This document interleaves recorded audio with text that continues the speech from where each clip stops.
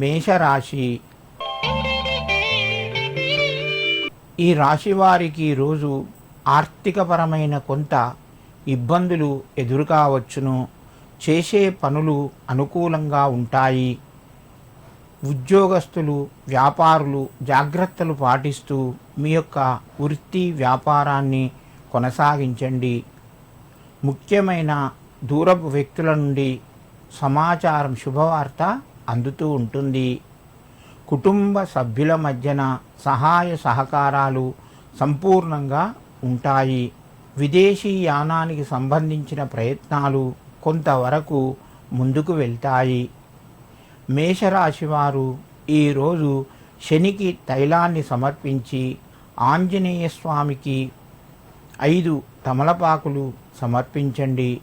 మీకు మరింత శుభయోగం కలుగుతూ ఉంటుంది. వృషభ రాశి.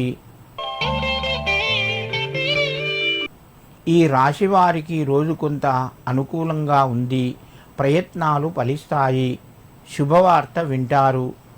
ఉద్యోగ రంగంలో ఉన్నవారికి కొంత అనుకూలంగా ఉన్నది. కుటుంబ సభ్యుల మధ్యన సహాయ సహకారాలు పెరుగుతాయి. ఉద్యోగ ప్రయత్నాలు కొంతవరకు ఫలిస్తాయి. వృషభ రాశి వారు ఈరోజు ఆంజనేయ స్వామి యొక్క దండకాన్ని వినండి. మీకు మరింత శుభయోగం కలుగుతూ ఉంటుంది. మిథున రాశి.